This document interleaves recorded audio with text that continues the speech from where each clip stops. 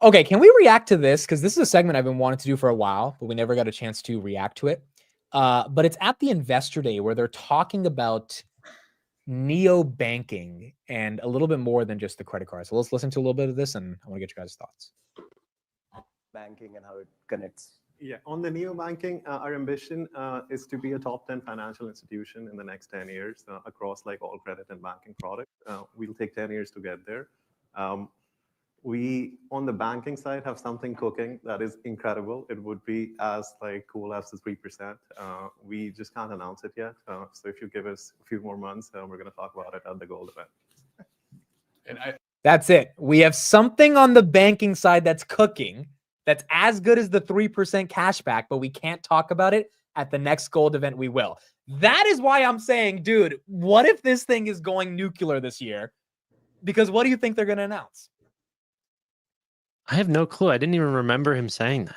Yeah, let me play it again for everyone, because that part I remembered it last week. I was like, we got to talk about this. That's crazy. It'll be difficult for a lot of the incoming.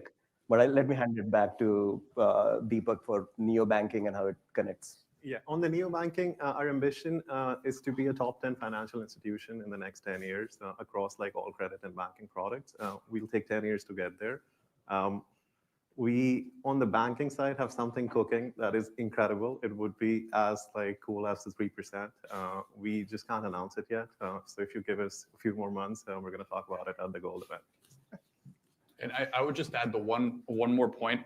I think second order effects, ecosystem value, that's all great. But we're Vlad there talks a little bit more about the flywheel and how that. So what do you think? What do you think?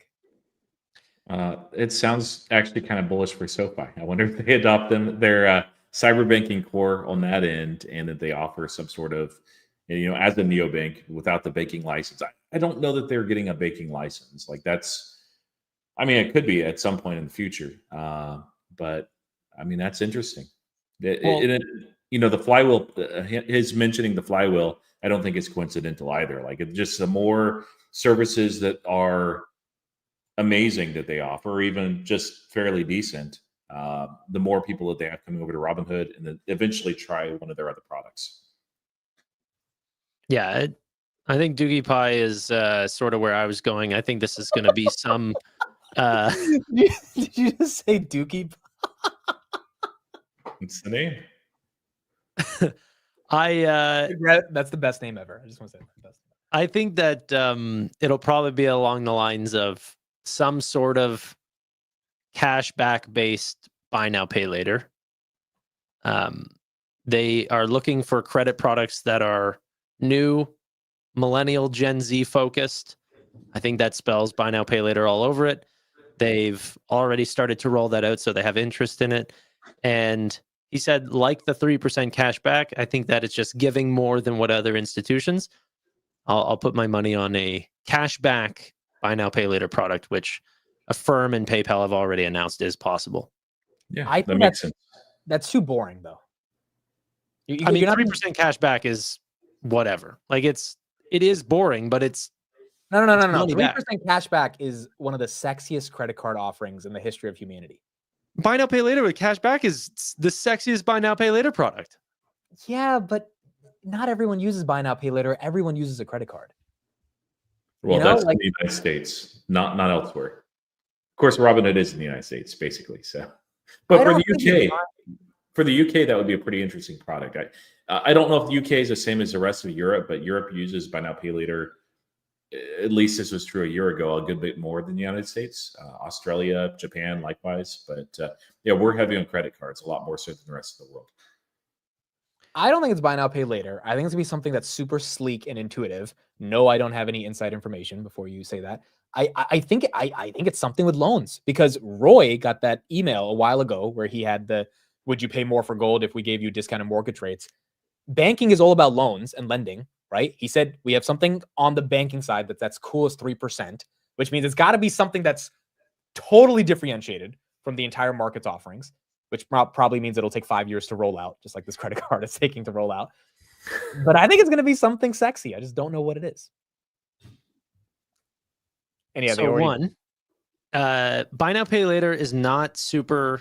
Yeah, I already said that. That's That's true. But I think that it'll be its own thing. But it wasn't launched whenever we were in Investor Day, by the way. Buy now, pay later in the credit card. That's true. That's true. But Australia is really the country to look to for whenever you want to know how big buy now, pay later can get. Okay, Yeah. so they were the pioneers, not America. And it's a much, much higher take. So you can say here in America, buy now, pay later is not all that common because I think it has like a 2 to 3% penetration rate. I think Australia is north of 20. So it's a really big product. Yeah, I don't know. It'll have to be a credit product, but I don't know if like you consider buy now, pay later a lending product, but it is. So I think that it'll be there. I don't think that they'll offer regular personal loans. I don't think that they'll go the SoFi route. It's harder Who for knows? them. It's Yeah, harder I for don't them know. because they don't have their banking charter. So Dude, Yeah. Super Bowl contracts are really easy to predict, and I think it makes sense. This thing, I have no idea how to predict what is a sexy 3% cashback banking offer. Like, no clue what it would look like. But if it's as sexy as 3% cash back, dude, like, could you imagine people start leaving JP Morgan for their banking needs? And they're not going to get a banking charter. We know that because that's going to mess up their crypto. So they're not doing that. So I don't know how they finagle their way into still. Yeah, I really don't know what it is because partnering, like, they're not going to do mortgages. So partnering with other companies to do mortgages is not new at all. It's innovative for, fintechs, but it's been done a lot. Yeah. I don't know. That's very interesting.